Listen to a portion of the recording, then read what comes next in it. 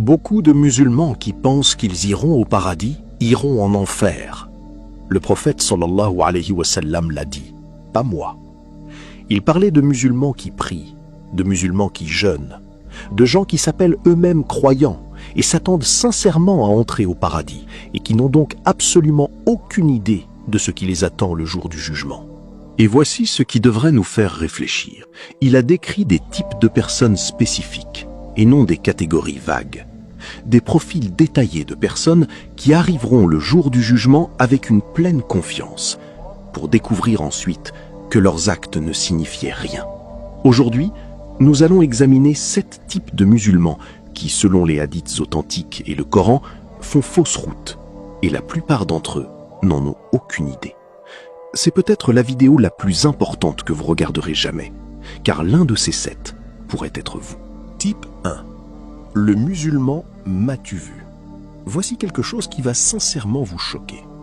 Le prophète, sallallahu alayhi wa sallam, a dit que la chose qu'il craignait le plus pour sa Ummah n'est pas le Dajjal, ni les péchés majeurs, mais un acte caché auquel la plupart des musulmans ne pensent même jamais. Il l'a appelé le shirk mineur, et il a précisé qu'il s'agissait de l'ostentation dans l'adoration. Il a averti qu'au jour du jugement, Allah dira à ces personnes « Allez vers ceux pour qui vous agissiez dans le monde, et voyez s'ils peuvent vous récompenser maintenant. » Puis, il a décrit les 3 premières personnes à être jetées dans le feu de l'enfer. Aucun n'était un meurtrier ou un criminel. C'était un martyr, un savant qui enseignait le Coran et un homme qui faisait la charité, car tous 3 avaient agi pour que les gens les admirent. Par conséquent, leur compte entier était vide. Demandez-vous honnêtement, prieriez-vous, jeûneriez-vous et donneriez-vous toujours si aucun être humain ne le découvrait jamais? Car si la réponse est non, alors vous savez déjà quel type vous êtes. Type 2. Le musulman en faillite. Celui-ci changera à jamais votre façon de voir le jour du jugement. Le prophète, sallallahu alayhi wa sallam, a demandé à ses compagnons « Savez-vous qui est la personne en faillite ?» Ils ont répondu « C'est la personne sans argent ni possession. » Mais il a dit non. Puis il a donné une réponse qui est l'une des déclarations les plus terrifiantes de tout l'islam. Le failli de ma Ummah est celui qui vient le jour du jugement avec la prière, le jeûne et la zakat. Mais il vient en ayant insulté telle personne, calomnié telle autre et consommé la richesse d'une autre personne. Ces bonnes actions seront donc données à chacune de ces victimes, une par une, jusqu'à épuisement. Puis leurs péchés seront chargés sur lui et il sera jeté dans le feu. Votre salat ne vous protège pas des droits des gens que vous avez blessés. Le frère qui prie 5 fois par jour, mais détruit les gens avec sa langue, se dirige droit vers la faillite spirituelle, sans même le savoir. Type 3. Celui qui abandonne la prière. La plupart des musulmans pensent que l'abandon de la prière est juste une mauvaise habitude. Mais et si le prophète, sallallahu alayhi wa sallam, l'avait appelé quelque chose de bien plus sérieux que cela? Il a dit dans un hadith authentique, entre l'homme croyant et le shirk, ou la mécréance, il y a l'abandon de la prière. Les compagnons du prophète, sallallahu alayhi wa sallam, étaient tous d'accord. Il n'y avait aucun acte dont l'abandon était considéré comme de la mécréance, excepté la prière seule. Ni le jeûne, ni la zakat, ni le hajj. Seule la prière siège à ce niveau. Pourtant, il y a des musulmans aujourd'hui qui n'ont pas prié depuis des mois, qui disent toujours qu'ils sont musulmans et attendent toujours le Jannah, en se disant qu'Allah sait ce qu'il y a dans leur cœur. Mais le prophète, sallallahu alayhi wa sallam, vous a déjà dit exactement à quoi ressemble le cœur qui abandonne la prière et ce qui l'attend. La prière n'est pas un acte d'adoration parmi tant d'autres. C'est la ligne de division elle-même. Le musulman qui la traite comme optionnelle se tient sur le terrain le plus dangereux de tout l'islam. Type 4. Le musulman arrogant. C'est un fait qui devrait nous mettre tous mal à l'aise. Le prophète, sallallahu alayhi wa sallam, a dit qu'aucune personne ayant ne serait-ce qu'un grain de moutarde d'arrogance dans son cœur n'entrera au paradis. Quelqu'un lui a alors demandé « Qu'en est-il de la personne qui aime juste s'habiller joliment et avoir de l'allure ?» Il a clarifié que l'arrogance n'est pas le fait de porter de beaux vêtements, mais qu'elle consiste en 2 choses spécifiques. Rejeter la vérité quand elle vient à vous et regarder les autres de haut.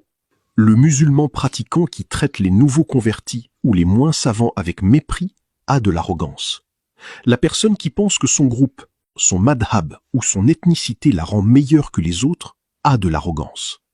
Tout cela tient dans un grain de moutarde qui barre complètement la porte du Jannah. Iblis lui-même était l'exemple originel de ce que l'arrogance fait à une personne.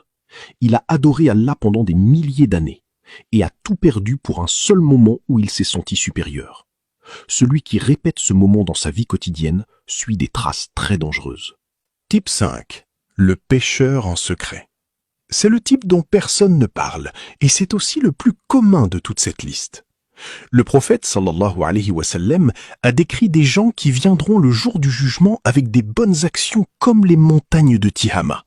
Puis, Allah changera chacune de ces montagnes en poussière éparpillée. Un compagnon a demandé avec crainte « Qui sont-ils pour que nous ne devions pas comme eux ?» Le prophète sallallahu alayhi wa sallam a dit « Ce sont vos frères. Ils prient comme vous, mais quand ils sont seuls, ils transgressent chaque limite d'Allah. » C'est la personne qui vient au masjid, qui a la barbe ou le hijab, qui apparaît complètement pieuse en public. Mais quand la porte se ferme et que personne ne regarde, elle fait exactement ce qu'elle veut en se disant qu'Allah est miséricordieux. Mais le prophète sallallahu alayhi wa sallam vous a dit spécifiquement que les montagnes d'actes de cette personne sont changées en poussière. La question n'est pas ce que les gens pensent de vous, mais ce qu'Allah voit quand vous êtes seul. Si tu te reconnais là-dedans, ne désespère pas. Si Allah a caché tes péchés jusqu'à aujourd'hui, c'est parce qu'il veut ton repentir, pas ton humiliation. Le prophète sallallahu alayhi wa sallam a dit que celui qui se repent est comme celui qui n'a jamais péché. Tes montagnes de poussière peuvent redevenir des montagnes de récompense dès l'instant où tu décides d'être le même devant les gens et devant Allah. Type 6, celui qui dit « Je me repentirai plus tard ». Presque chaque musulman connaît ce type, et presque chaque musulman l'a été à un moment donné. C'est la personne pleinement consciente qu'elle pêche, qui sait exactement que ce qu'elle fait est mal, mais qui a un plan. Profiter maintenant et faire la taouba quand elle sera plus vieille, parce qu'elle est jeune et qu'Allah pardonne. Elle continue de repousser le repentir mois après mois et année après année. Allah a répondu à cette personne exacte, directement dans la sourate An-Nisa, verset 18. Le repentir n'est pas accepté de celui qui continue à pécher jusqu'à ce que la mort vienne à lui et qu'il dise « Maintenant, je me repens ». Il est alors trop tard. L'âme commence à quitter le corps et la porte de la taouba se ferme à ce moment exact. Personne dans ce monde ne connaît le jour ou l'heure. Le musulman qui dit « Je me repentirai plus tard » parie toute son éternité sur une date limite qu'il ne peut ni voir ni contrôler. Type 7. Le né musulman. C'est le type le plus répandu de toute cette liste et celui qui reçoit le moins de résistance.